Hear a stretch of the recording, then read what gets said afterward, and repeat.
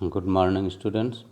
आज हम लोग क्लास 12 की हिंदी के फणीश्वर नाथ रेणु द्वारा रचित पहलवान की ढोलक नामक पाठ के दूसरे पार्ट का अध्ययन करेंगे।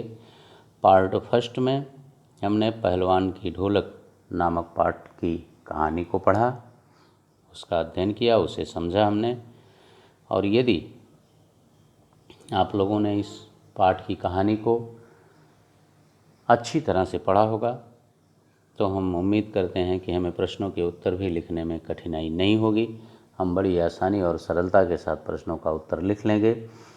देखिए, प्रश्नों का उत्तर जानने के लिए आपको वीडियो अंत तक देखना चाहिए। जब तक आप अंत तक वीडियो नहीं देखेंगे तब तक प्रश्नों के उत्तर अच्छी तरह से आपकी समझ में नहीं आएंगे।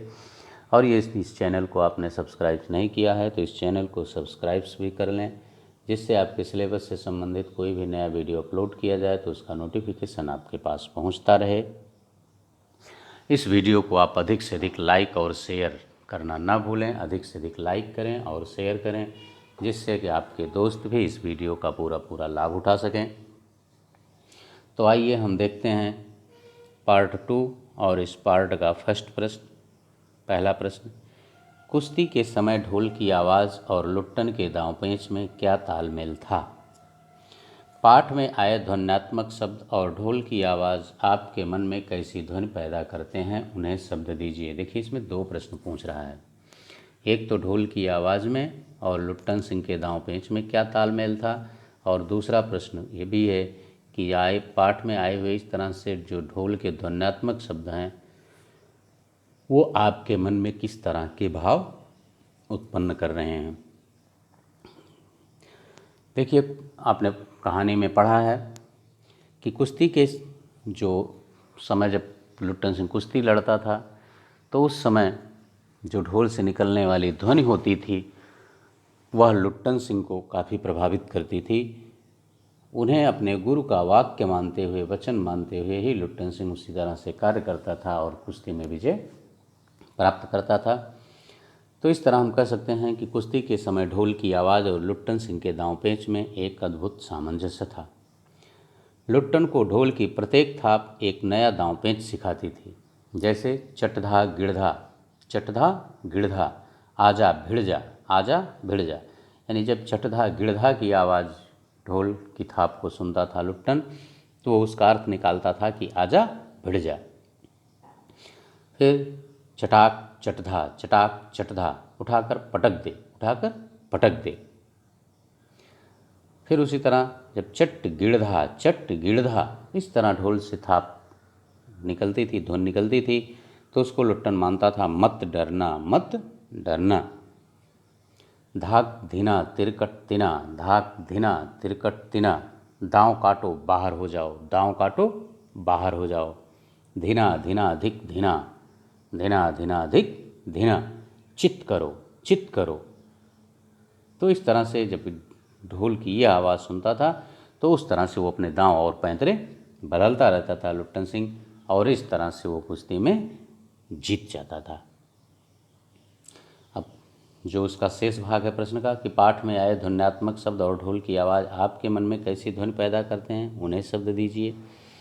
देखिए, ढोल की आवाज़ हमारे मन में उत्साह के साथ साथ आनंद का संचार भी करती है, ठीक है ना।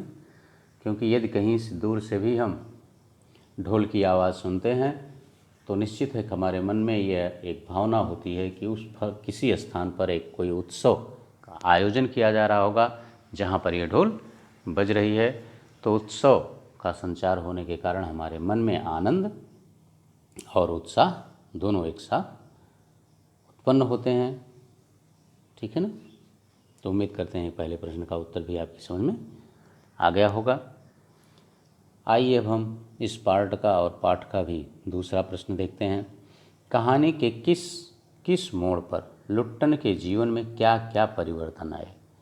कहानी के किस किस मोड़ पर लुट्टन के जीवन में क्या क्या परिवर्तन आए? कहानी में आपने लुट्टन के बारे में पढ़ा है। उसका जीवन, पूरा जीवन संघर्षों से भरा हुआ था। अगर हम केवल उस समय को छोड़ दें जितने समय 15-16 साल तक वो राजा के दरबार में था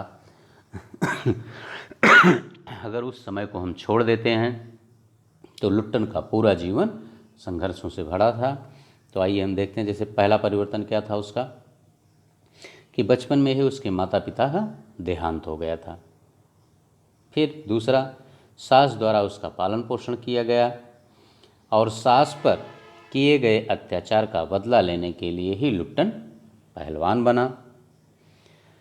तीसरा है कि गुरु के बिना कुश्ती सीखना और ढोल को ही अपना गुरु समझ लेना। फिर पत्नी की मृत्यु हो जाना और 2 छोटे बच्चों का पालन पोषण स्वयं करना, क्योंकि आपने देखा कहानी में कि 2 बच्चों को जन्म देने के बाद लुट्टन की पत्नी का भी स्वर्गवास हो गया था। लेकिन फिर जीवन का कुछ समय राजा की छत्र छाया में बिताना, पर वो केवल मात्र थोड़ा साल, 15-16 साल, और उसके बाद फिर राजा की मृत्यु हो गई और उसके पुत्र जब आए तो उन्होंने राजमहल से लुट्टन को निकाल दिया, क्योंकि उन्हें लगा कि हमें पहलवान की कोई आवश्यकता नहीं है। फिर राजा के द्वारा निकाले जाने पर लुट्टन गांव लौट आता है और वह गांव के बच्चों को पहलवानी सिखाने लगता है।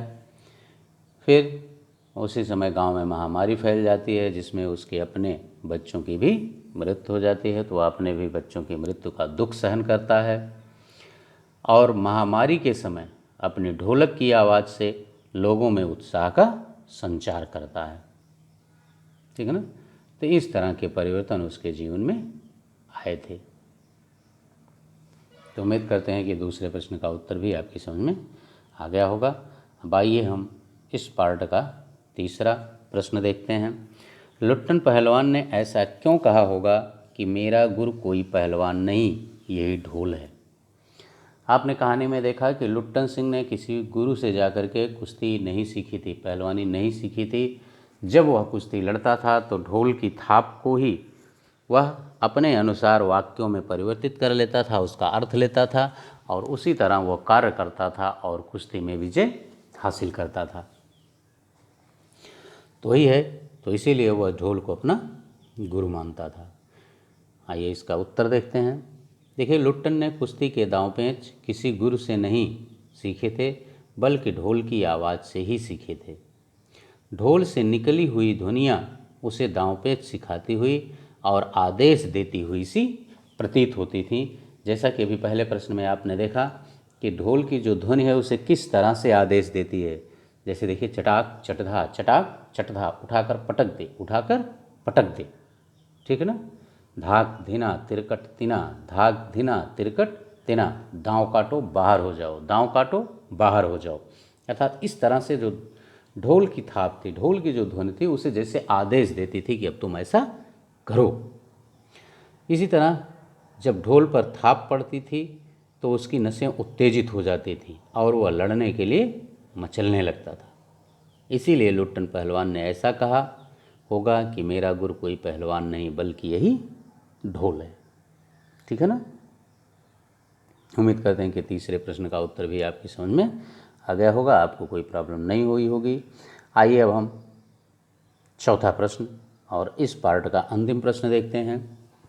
गांव में महामारी फैलने और अपने बेटों के देहांत के बावजूद लुट्टन पहलवान ढोल क्यों बजाता रहा।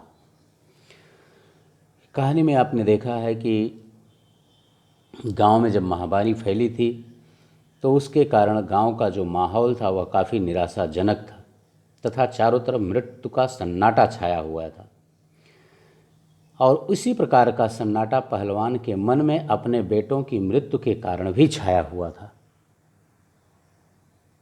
ठीक है ना। क्योंकि जब इसके दोनों बेटे मर गए तो पहलवान भी बहुत दुखी था और ऐसे दुख के समय में पहलवान की ढोलक निराश गांव वालों के मन में उमंग उत्पन्न करती थी। ऐसा लगता था कि जैसे ढोलक उन्हें महामारी से लड़ने की प्रेरणा दे रही हो। इसीलिए शायद गांव में महामारी फैलने और अपने बेटों के देहांत के बावजूद लुट्टन पहलवान महामारी को चुनौती देते हुए अपने बेटों का दुख कम करने के लिए और गांव वालों में भी महामारी से लड़ने की प्रेरणा जगाने के लिए ढोल बजाता रहा।